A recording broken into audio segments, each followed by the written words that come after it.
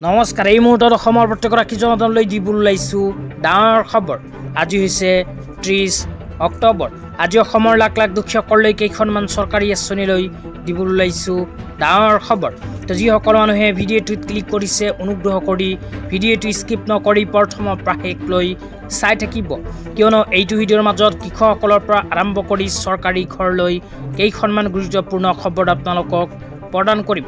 অনুগ্ৰহ কৰি ভিডিঅ'টোত ক্লিক কৰিছে যদি ভিডিঅ'টো স্কিপ নকৰি প্ৰথমৰ পৰা শেষলৈ চাই থাকিব। লগতে মোৰ চেনেলত নতুন হ'লে প্লিজ চেনেলটো ছাবস্ক্ৰাইব কৰি মোৰ লগত থাকিব। তো বলক ভিডিঅ'টো আৰম্ভ কৰি আজি প্ৰথমটো গুৰুত্বপূৰ্ণ খবৰৰ বিষয়ে বিস্তাৰিত জানি লওঁ। আজি প্ৰথমটো গুৰুত্বপূৰ্ণ খবৰ হ'ল কৃষকসকলৰ বাবে। তো কৃষকসকলৰ বাবে আহি গ'ল ভাল খবৰ, কিয়নো ভাৰত চৰকাৰে কৃষকসকলৰ বাবে আৰম্ভ কৰিছে এখন বিশেষ আঁচনি। আঁচনিখনৰ নাম হ'ল প্ৰধানমন্ত্ৰী ফচল বীমা যোজনা আঁচনি। তো এইখন আঁচনিৰ জৰিয়তে লাখ লাখ কৃষকসকলে লাভ কৰিব খেতি বাতিৰ ক্ষতিপূৰণ। তো আপোনালোকে যদি খেতি বাতি কৰে তেন্তে প্ৰধানমন্ত্ৰী ফচল বীমা যোজনা আঁচনিখন আপোনাৰ বাবে, কিয়নো খেতি বাতি কৰাৰ পিছত আপোনাৰ খেতিডৰা যদি কোনো প্ৰাকৃতিক দুৰ্যোগৰ ফলত ক্ষয় ক্ষতি হয় তেন্তে এইখন আঁচনিৰ জৰিয়তে লাভ কৰিব ক্ষতিপূৰণ। তো যিসকল কৃষকে খেতি বাতি কৰাৰ পিছত এইখন আঁচনিত আবেদন কৰিছিল আৰু কোনো প্ৰাকৃতিক দুৰ্যোগৰ ফলত খেতি বাতিৰ ক্ষয় ক্ষতি হৈছিল, সেইসকল কৃষকক ইতিমধ্যে ভাৰত চৰকাৰে প্ৰদান কৰিছে 2,000 টকাৰ পৰা আৰম্ভ কৰি 50,000 টকা পৰ্যন্ত আৰ্থিক সাহায্য। তো আপোনালোকে যদি খেতি বাতি কৰে আৰু প্ৰধানমন্ত্ৰী ফচল বীমা যোজনা আঁচনিত যদি আপোনালোকে আবেদন কৰিব বিচাৰে তেন্তে কেনেকৈ আবেদন কৰিব সেয়াও আপোনালোকক এতিয়া বিতংভাৱে জনাই দিছোঁ।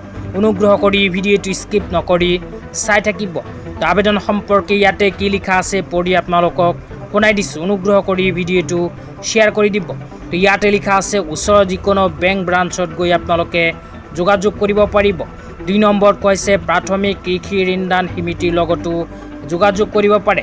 3 নম্বৰত কৈছে ৰাজ্য চৰকাৰৰ জিলা মহকুমা কৃষি বিষয়াৰ কাৰ্যালয়ত গৈ আপোনালোকে যোগাযোগ কৰিব পাৰে। 4 নম্বৰত কোৱা হৈছে এইখন আঁচনিত আবেদন কৰাৰ বাবে আপোনালোকে নিজৰ অঞ্চলৰ CSC চেণ্টাৰত গৈ ভিজিট কৰিব পাৰে। 5 নম্বৰত কোৱা হৈছে আপোনালোকে যিকোনো বীমা কোম্পানীৰ ওচৰত গৈও যোগাযোগ কৰিব পাৰে এইখন আঁচনিৰ বাবে। তেতিয়া আপোনালোকক দিবলৈ ওলাইছোঁ আজি দ্বিতীয়টো খুবেই গুৰুত্বপূৰ্ণ খবৰ। আজি দ্বিতীয়টো গুৰুত্বপূৰ্ণ খবৰ হ'ল চৰকাৰী ঘৰলৈ। তো যিসকল মানুহে চৰকাৰী ঘৰ পোৱাৰ বাবে জিঅ' টেগিং কৰিছে, লগতে যিসকল মানুহে নতুনকৈ চৰকাৰী ঘৰ পোৱাৰ কাৰণে চেল্ফ ছাৰ্ভে কৰিছে, সেইসকল মানুহৰ যদি জব কাৰ্ড নাই তেন্তে কেনেকৈ বনাব সেয়াও আপোনালোকক এতিয়া বিতংভাৱে জনাই দিম। তো আপোনালোকে যদি চৰকাৰী ঘৰ পোৱাৰ বাবে চেল্ফ ছাৰ্ভে বা জিঅ' টেগিং কৰিছে তেন্তে জব কাৰ্ড থকাটো বাধ্যতামূলক। তো আপোনালোকৰ যদি জব কাৰ্ড নাথাকে সেই ক্ষেত্ৰত চৰকাৰী ঘৰ আপোনালোকে নাপাব। তো জব কাৰ্ড নথকাসকলে কেনেকৈ জব কাৰ্ড বনাব এতিয়া আপোনালোকক বিতংভাৱে জনাই দিছোঁ। অনুগ্ৰহ কৰি ভিডিঅ'টোত ক্লিক কৰিছোঁ যদি ভিডিঅ'টো স্কিপ নকৰি চাই থাকিব। তেতিয়া আপোনালোকক মোবাইল স্ক্ৰীণত দেখুৱাই আছোঁ আপোনালোকে জব কাৰ্ড বনোৱাৰ বাবে এনেকৈ এখন ফৰ্ম ফিল আপ কৰি জমা দিব পাৰে। ফৰ্মটো কেনেকৈ ফিল আপ কৰিব সেয়া আপোনালোকক এতিয়া বিতংভাৱে জনাই দিছোঁ। অনুগ্ৰহ কৰি ভিডিঅ'টো স্কিপ নকৰি চাই থাকিব। তো আপোনালোকে 1 নম্বৰ লিখা চাব পাৰিব নেম এজ ছেক্স অফ এপ্লিকেণ্টছ। ইয়াতে আপোনালোকে নিজৰ পৰিয়ালৰ যিমান কেইজন সদস্য আছে গোটেইকেইজন সদস্যৰ নাম লিখি দিব। 1 নম্বৰ লিখিব ঘৰৰ মুৰব্বীৰ নাম, তাৰপিছত বাকী যিবোৰ সদস্য আছে সেই সদস্যবোৰৰ নাম লিখি দিব। লিখি দিয়াৰ পিছত 2 নম্বৰ লিখিব নিজৰ গাঁৱৰ নাম, 3 নম্বৰ লিখাব পঞ্চায়তৰ নাম আৰু 4 নম্বৰ লিখিব নিজৰ ব্লকৰ নাম, 5 নম্বৰ লিখিব আপোনালোকৰ কাষ্ট। তো এইখিনি লিখাৰ পিছত ৰাইট ছাইডত লিখা চাব পাৰিব photograph of adult member of willing to work.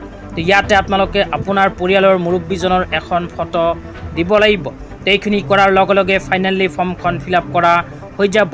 এইখন ফৰ্মৰ লগত বেংক একাউণ্টৰ জেৰক্স কপি, আধাৰ কাৰ্ডৰ জেৰক্স কপি সহ নিজৰ পঞ্চায়তত গৈ যোগাযোগ কৰিব। তো নিজৰ পঞ্চায়তত গৈ যোগাযোগ কৰিলে জব কাৰ্ড আপোনালোকে বনাব পাৰিব। তেতিয়া আপোনালোকক দিবলৈ ওলাইছোঁ আজি তৃতীয়টো খুবেই গুৰুত্বপূৰ্ণ খবৰ। আজি তৃতীয়টো গুৰুত্বপূৰ্ণ খবৰ হ'ল অসমৰ মাননীয় মুখ্যমন্ত্ৰী ডাঙৰীয়াই প্ৰদান কৰে এখন বিশেষ আপডেট লৈ। ইয়াতে লিখা আছে আমাৰ দেশ তথা অসমৰ সংস্কৃতি আমাক শিকায় পুৰুষৰ সমানে নাৰীকক উচিত সন্মান দিয়াটো মাননীয় মুখ্যমন্ত্ৰী ডক্টৰ হিমন্ত বিশ্ব শৰ্মা ডাঙৰীয়াৰ নেতৃত্বাধীন আমাৰ চৰকাৰে বহু বিবাহৰ বিৰুদ্ধে সদায় মাত মাতি আহিছে। ৰাজ্যত কোনো পুৰুষে ধৰ্ম বা আন কোনো বিষয়ত দ্বিধাই যদি বহু বিবাহত আবদ্ধ হয় তেওঁলোকক 7 বছৰৰ বাবে কাৰাদণ্ড বিহা হ'ব। বহু বিবাহৰ দৰে অনৈতিক প্ৰথা সমাজৰ বাবে গ্ৰহণযোগ্য কেতিয়াও হ'ব নোৱাৰে। সমাজৰ পৰা এনেধৰণৰ অনৈতিক বৈষম্য দূৰ কৰাৰ বাবে মাননীয় মুখ্যমন্ত্ৰী ডাঙৰীয়াই বৃহৎ পদক্ষেপ